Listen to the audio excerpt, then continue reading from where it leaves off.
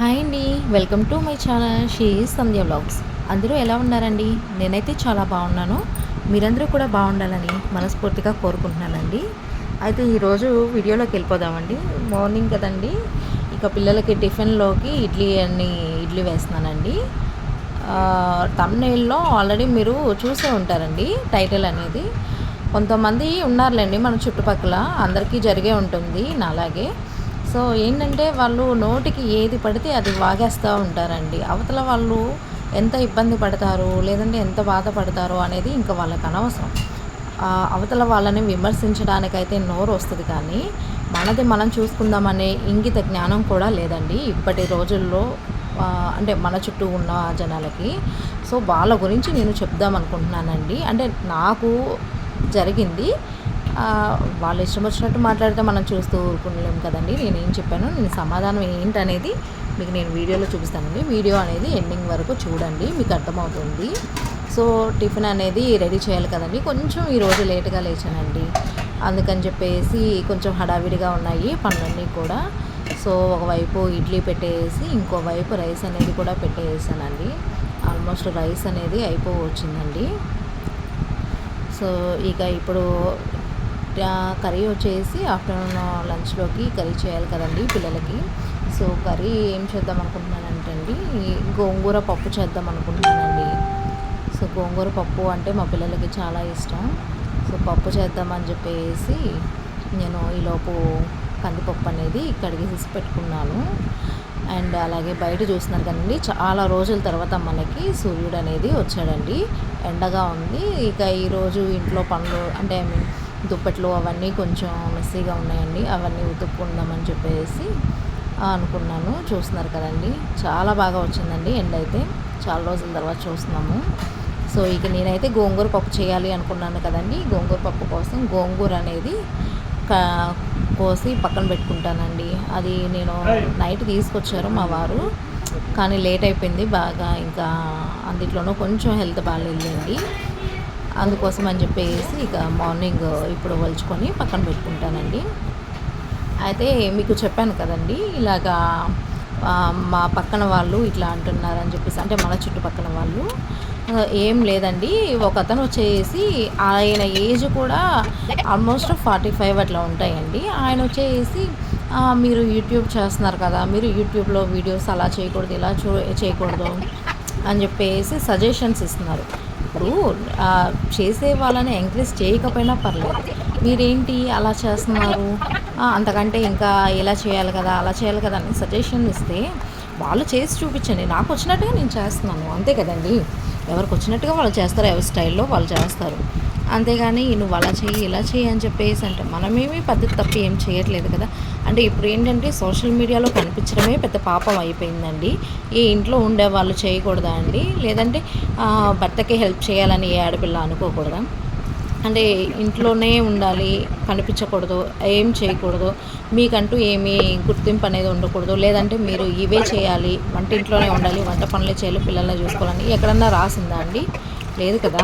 ఎవరికి నచ్చిన రంగంలో వాళ్ళు వెళ్తున్నారు, వాళ్ళు వాళ్ళ పనులు సక్రమంగా చేసుకుంటున్నారు. కానీ మధ్యలో మీకెందుకండి? మా ఇంట్లో మా హస్బెండ్కి లేని బాధ మీకెందుకు అసలు చెప్పండి? అంతే కదా. ఇప్పుడు మా ఇంట్లో వాళ్ళకి లేని బాధ మీకెందుకు అసలు? మీది మీరు చూసుకోండి. మీ ఇంట్లో వాళ్ళు ఎలా ఉన్నారు, అలాగే మీ ఫ్యామిలీ ఎలా ఉంది, మీరు చూసుకోండి. మీరు పోనీ ఏమన్నా సాధించేసి మాకు చెప్తున్నారా అంటే అదినూ కాదు కదా. సో దయచేసి ఏంటంటే నేను ఒకటే అనుకుంటున్నానండి, ఇలాగా చెప్పే ముందు మీరేంటనేది మీరు చూసుకోండి, తర్వాత ఎదుటి వాళ్ళని విమర్శించండి. ఇలాంటి వీడియోస్ పోస్ట్ చేస్తున్నావు, అవి నచ్చలేదు, ఇవి నచ్చలేదు, ముందు వీడియో చేసి మీరు అప్పుడు చెప్పండి, ఓకేనా? అంతేగాని ఎదుటి వాళ్ళని విమర్శించడం గొప్ప అని మీరు అనుకుంటున్నారు, కానీ మాకు ఉన్నాయి నోరు, మేము అంటే అడగగలం, అనగలం. మీలాగా మాకు సంస్కారం లేకుండా లేము కదండి. సో దయచేసి అర్థం చేసుకోండి. అలాగే ఈ మధ్యకాలంలో ఆడపిల్లవి నీకెందుకు సోషల్ మీడియాలో అని చెప్పేసి అంటున్నారండి. మా ఇంటి చుట్టుపక్కల వాళ్ళు అన్నారు, ఏంటమ్మాయి నువ్వు వీడియో చేస్తున్నావంటే కదా యూట్యూబ్లో, మీ ఆయన ఏమనట్లేదా, మీ అత్తగారు మీ బావగారు వాళ్ళు ఏమనట్లేదా అని చెప్పేసి అంటున్నారండి. వాళ్ళందరికీ నేను ఒకటే సమాధానం చెప్పదలుచుకున్నాను. మా ఫ్యామిలీ వరకు వచ్చేసి మేము ఎలా ఉండాలి అనుకునేది మాకు ఒక ప్లానింగ్ ఉందండి. దయచేసి మీరు మాకు సజెషన్స్ ఇవ్వటం మానేసేసి మీరు ఎలా ఉండాలనుకుంటున్నారు మీ పిల్లల గురించి అలాగే మీ సంసారం గురించి మీరు ఆలోచించుకోండి. అంతేగాని దయచేసి మా గురించి మాత్రం మీరు తీయకండి. ఎందుకంటే మేము ఇలాగే ఉండాలి అని చెప్పేసి మాకుందండి. అంతేగాని ఎవరో చెప్పింది చేసేసి మీకు నచ్చినట్టుగా మేము ఉండాలని అయితే మేము అనుకోవట్లేదు. మాకు నచ్చినట్టుగానే మేము ఉండాలి అనుకుంటున్నాము. అలాగే మా అత్తగారు కానీ మా బావగారు కానీ అలాగే మా హస్బెండ్ వచ్చేసి నాకైతే ఫుల్ సపోర్ట్ చేస్తారండి. సో ఎవరో ఏదో అన్నారని చెప్పేసి వాళ్ళ మాటలు నేను పట్టించుకోను. అలాగని వాళ్ళకి సమాధానం చెప్పాల్సిన అవసరం కూడా నాకు లేదండి. ఎందుకంటే అనుకునే వాళ్ళు చాలా అనుకుంటూ ఉంటారు. ముందు వాళ్ళు సరిగ్గా ఉండి అవతల వాళ్ళనంటే అయ్యో వాళ్ళు అలా అన్నారే అని మనం పట్టించుకొని ఫీల్ అవ్వాలి. బట్ నాకైతే ఈ రోజుల్లో ఎవరి లైఫ్ వాళ్ళదైనప్పుడు పోనీ నేను చెప్తే అవతల వాళ్ళు వింటారా అంటే వినరు కదండి. ఇప్పుడు ఎవరైనా మనం ఒక మాట చెప్పామనుకోండి, అవతల వాళ్ళు వింటారా? వినరు కదా. అలాగే మేము కూడా అండి, మీరు చెప్తే మేము వినాలని రూల్ లేదు. మా లైఫ్ మాకు నచ్చినట్టుగా మేము ఉంటాము. అలాగే మా పిల్లల్ని ఎలా చదివించుకోవాలి, మేము ఎలా సక్సెస్ అవ్వాలనేది మాకు ఒక ప్రణాళిక ఉందండి. సో దానికి తగ్గట్టుగానే మేము వెళ్తున్నాము. సక్సెస్ అవ్వడం అంటే అది మీ ఒక్కరికే కాదండి, ప్రతి ఒక్కరూ సక్సెస్ అవ్వగలరు. అది ఎలా ఏంటి అనేది ఒక ప్రణాళిక వేసుకొని ముందుకు వెళ్ళడమేనండి. అంతేగాని ఇప్పుడు మీరు మాతో అన్నంత మాత్రాన మీరు సక్సెస్ అయ్యారా? లైఫ్లో 40 ఏళ్ళు దాటాయి, మీరు సక్సెస్ అయ్యారా? నేను అడుగుతున్నానండి. దీనికి సమాధానం మీరు చెప్పగలరా? సక్సెస్ అవ్వటం అంటే ఏంటండి అసలు చెప్పండి? ఆస్తిపాస్తులు సంపాదించేసి ఖాళీగా కూర్చోవటమా, లేకపోతే నలుగురిని విమర్శించేలాగా చేయటమా? ఇవేమీ కాదండి.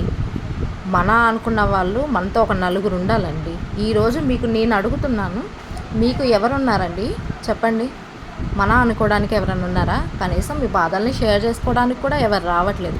మన నోరు మంచిదైతే ఊరు కూడా మంచిదవుతుందండి. దయచేసి పక్కన వాళ్ళని విమర్శించడం మానేసేసి మీ సంసారం గురించి మీ పిల్లల గురించి ఆలోచించండి. అప్పుడు బాగుపడతారు. అంతేకాని పక్కన వాళ్ళు ఏం చేస్తున్నారు అని చెప్పేసి పద్దాక లేవగానే తెల్లారవ్వగానే వాళ్ళ ఇళ్లల్లోకి తొంగి తొంగి చూడటం కాదండి.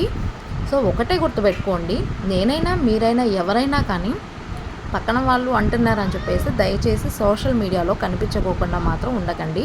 ఎందుకంటే ఎవరికి నచ్చినట్టుగా వాళ్ళు లైఫ్ని డిజైన్ చేసుకుంటారు. అలాగే సక్సెస్ అనేది కూడా ఆటోమేటిక్గా మనం ఉన్న దాన్ని బట్టి వస్తుందండి. కాబట్టి ఎవరైనా కానీ అవతల వాళ్ళకి నీతులు చెప్పడం మానేసేసి మీ పని మీరు చూసుకొని గౌరవంగా ఉంటే మంచిదండి. ఎందుకంటే మీ ఏజ్కి కావాల్సింది ఇప్పుడు గౌరవమేనండి. సో మీరు మీ గౌరవాన్ని నిలబెట్టుకుంటే మీ తర్వాత మీ పిల్లలకి ఏదైనా కానీ నేర్పగలరండి. మీరే ఇలా ఉంటే మీ పిల్లలకి ఇంకేం నేర్పుతారు చెప్పండి? రేపు మీ పిల్లలు కూడా పక్కన వాళ్ళని విమర్శించేలా తయారవుతారు, లేదా మిమ్మల్ని ఇంకొకరు విమర్శిస్తారండి. ఇలా ఉంటే ఏం వస్తుంది చెప్పండి? మీకు వేరే వాళ్ళని బాధ పెట్టి మీరు ఇలా నవ్వుకుంటూ ఉంటే మీకేమొస్తుంది? అలా వచ్చి ఇతరులను బాధ పెట్టి వచ్చే ఆనందం మంచిది కాదండి. వాళ్ళ ఏడుపులు కూడా అంత మంచిగా ఉండవు. సో దయచేసి మీరు అర్థం చేసుకుంటారని నేను అనుకుంటున్నాను. అండ్ ఈరోజు వచ్చేసి చెప్పాను కదండి, ఇడ్లీలోకి కొబ్బరి చట్నీ అనేది చేశానండి. సో ఇక పిల్లలకి టిఫిన్ పెట్టేసి ఆల్రెడీ రెడీ అయిపోయారండి. టైం కూడా చాలా అయిపోయింది ఇప్పటికే. సో పప్పు ఉడికిపోయింది కదండి, పప్పు అనేది నేను రుబ్బుకొని తాలింపు పెట్టుకోవాలని అనుకుంటున్నానండి. మరీ లేట్ అయిపోతే పిల్లలకి బస్సు కూడా ఉండదు కదండి, వెళ్ళిపోతుంది కదా. పైగా ఈ రోజు నుండి ఎగ్జామ్స్ అండి పిల్లలకి. సో అందుకని చెప్పేసి నేను కొంచెం హడావిడిగా ఉన్నానండి. ఏం లేదండి, ఇలాంటి వాళ్ళు వస్తూ ఉంటారు పోతూ ఉంటారండి. సో మనం ఇవన్నీ పట్టించుకుంటే మనం లైఫ్లో ముందుకు వెళ్ళలేమండి. నేను ఇచ్చే సజెషన్ ఒకటేనండి, ఇలాంటి వాళ్ళని మనం పట్టించుకోకుండా ముందుకు వెళ్ళాలి. అలాగే ఇలాంటి చెత్తంతా కూడా తీసేసేయాలండి. ఇప్పుడు మనం ఏ పని చేసినా కానీ విమర్శించే వాళ్ళు ఉంటారండి. మనం చేసినా చేయకపోయినా కానీ అందులో మంచి చెడు అనేవి రెండు చూసే వాళ్ళు ఉంటారు. కాబట్టి సో నేను వీటిని అంతగా పట్టించుకోను. ఎందుకంటే ఇప్పుడు కూడా నేను వాళ్ళని ఇలాగా పెట్టి వాళ్ళని హైలైట్ చేయాలని నేను అనుకోలేదు. బట్ ఏంటంటే నాకు కొంచెం కోపం వచ్చిందండి వాళ్ళ అన్న మాటలకి, అందుకోసం నేను ఇలాగా పెట్టాల్సి వచ్చింది. అంతే తప్ప వాళ్ళ మీద నాకు ఎలాంటి కోపాలు లేవండి. సో అవతల వాళ్ళని అనే ముందు కొంచెం ఆలోచించండి. ఎందుకంటే మీలాగే వాళ్ళకి ఒక మనసు ఉంటుంది, వాళ్ళు బాధపడతారు కదండి. ఇప్పుడు మిమ్మల్ని అంటే మీకు ఎంత బాధ వేస్తుందో అలాగే అవతల వాళ్ళని అంటే కూడా అవతల వాళ్ళకి కూడా బాధగానే ఉంటుందండి. సో నా వీడియో కనుక మీకు నచ్చినట్టయితే లైక్ చేయండి, అలాగే షేర్ చేయండి. సబ్స్క్రైబ్ చేసుకోవటం మాత్రం మర్చిపోకండి. ఎందుకంటే చాలామంది వీడియోస్ చూస్తున్నారు కాబట్టి. థ్యాంక్ యూ ఫర్ వాచింగ్ అండి.